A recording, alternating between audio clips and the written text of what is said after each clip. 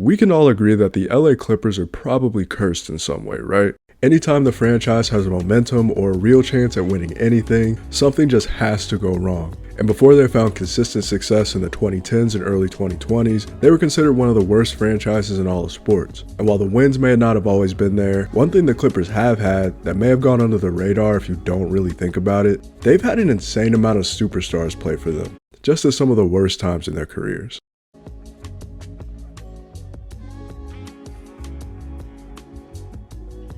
My name is Caleb, and I was just thinking recently about how many stars have played for the Clippers at one point or another, but it still could not just work out for whatever reason. Most of these stars were either past their prime, dealing with tons of injuries, or just simply not waiting out the full potential that they'd eventually reach. I'm not sure if any other team in NBA history has had this amount of stars play for them just for it to not really result in anything. But in the earliest days of the franchise's history, they actually drafted a future Hall of Famer that would win MVP with the team and spend his prime there. But he'd really be the only player of his caliber to do this in a long line of stars to play for LA's other team. Before ever moving to California and becoming the Clippers as we know today, the franchise was established in Buffalo as the Braves in 1970. Like with any new expansion team, their first few seasons were rough, finishing near the bottom of the Eastern Conference in almost every season. But on the bright side of being bad, at least back then with no draft lottery, it would always guarantee you a high pick in the draft, and in 1972, they received the second overall pick and selected Bob McAdoo out of North Carolina. McAdoo immediately came into the NBA as one of the best players in the league, and after his Rookie of the Year campaign in 1973, he'd lead Buffalo to the playoffs for the first time in franchise history in 1974 after averaging 30 and 15 a game. In 1975, the Clippers, then known as the Braves, would have their first MVP in franchise history, as McAdoo would receive the league's highest honor. The Braves had their franchise cornerstone, but past 1975, it would end as quickly as it began. McAdoo was traded away midway through the 1977 season as the two couldn't agree on a contract extension, and the hype that the Braves had built to that point was essentially dead.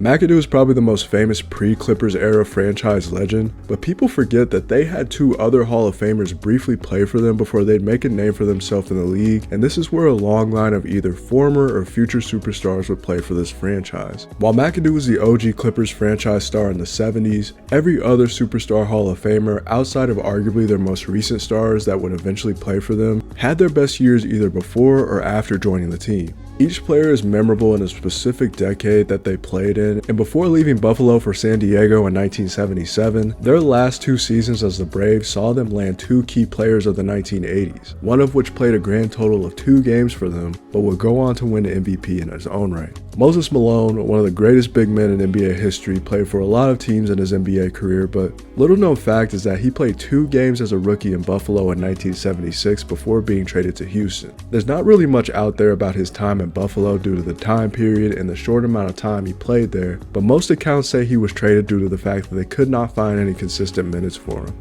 He'd go on to develop in Houston and reach superstar status with the Rockets and eventually the Sixers, becoming a 3-time MVP, 12-time All-Star, NBA champion, and Finals MVP with Philly in 1983. That same season in 1976, they'd also have that season's Rookie of the Year in Adrian Dantley, who they took 6th overall in the 76 draft. He'd averaged 20 points and 7 rebounds as a rookie, but they trade him to the Pacers that following offseason. Dantley would go on to be a 24 points per game scorer for his career, averaging 30 a game for 4 straight seasons in Utah in the early 80s, and became one of the most prolific scorers in NBA history.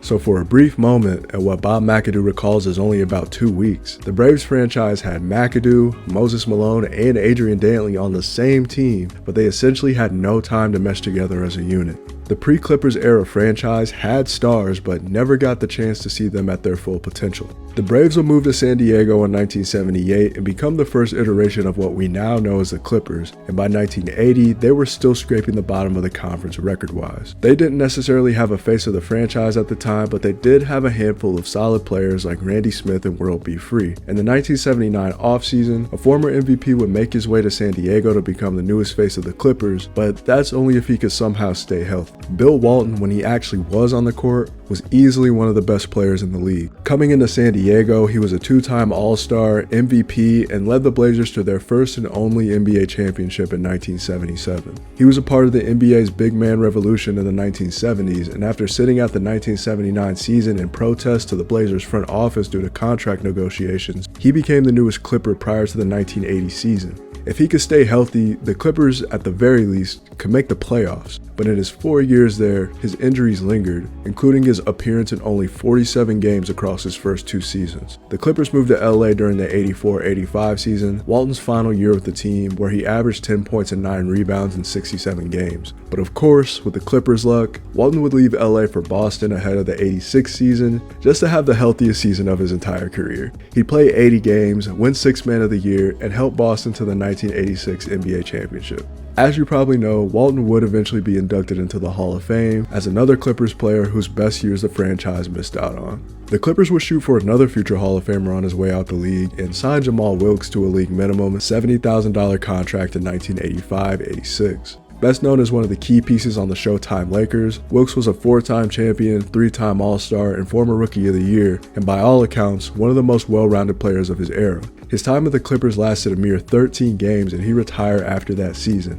In 2015, he revealed that he thought he could help the Clippers reach some semblance of winning ways, but the losing culture and the fact that it was his first time in his NBA career not reaching the playoffs, he thought it was just better to retire. The Clippers had future and former stars don the jersey, but it got them absolutely nowhere, as prior to 1990, the franchise hadn't had a single playoff appearance since moving from Buffalo in 1979. They'd finally reached the postseason in both the 92 and 93 seasons, getting bounced in the first round in each year, but midway through the 94 season, they'd make the gutsiest trade in franchise history to that point. In a trade that shocked the NBA world at the time, the Clippers, of all teams, traded away former #1 pick Danny Manning for a 34-year-old Dominique Wilkins. Wilkins was by far one of the best players in the league throughout the 80s and early 90s, as an 11-time All-Star and 7-time All-NBA selection. His Clippers tenure was a short one, just lasting only 25 games, but they arguably got the last half season of his prime. He'd averaged 29 a game for the rest of the 94 season, but the Clippers would miss out on the playoffs, and Wilkins would sign with Boston in the offseason. LA would only make the playoffs one more time before the new millennium. The 2000s were not really noteworthy for the Clippers, especially from a talent standpoint. While there were a handful of solid players that come through during that decade, most notably a young Lamar Odom and Elton Brand, it wasn't until 2009 where the Clippers' fortunes would finally turn around with the arrival of Blake Griffin, a player that they drafted that would turn into a legit star for them, arguably their first player since Bob McAdoo to do that. The Lob City era with Griffin, Chris Paul coming over from New Orleans, the continued development of DeAndre Jordan, and the veteran presence of players like Jamal Crawford, the Lob City era brought excitement to the Clippers for the first time in franchise history, and they were actually winning. But some things about the Clippers just never change, and it's the fact that they were still bringing in a surprising amount of players who were once great or Hall of Fame bound onto their roster. One of the most recent Hall of Fame inductees, Chauncey Billups, was in fact a Clipper in one of his final NBA stops. The 5-time All-Star and 2004 Finals MVP would only play 42 games as a Clipper, but he was still relatively decent despite being in his mid to late 30s. And the other future Hall of Famer that made a name for himself in the 2000s and ended up a Clipper in the 2010s for one last chance at a second championship is Paul Pierce, who reunited with Doc Rivers. Paul Pierce was such a staple of 2000s NBA. The 2008 Finals MVP with Boston had a pretty steady decline that wasn't really caused by injuries. Him just getting older and less effective over time led him to LA during the peak of the Lob City era. And while this part of his career will always be remembered with Draymond telling him he'd never get a proper farewell tour like Kobe's, Pierce's later years, especially in LA, were those of a veteran voice in the locker room.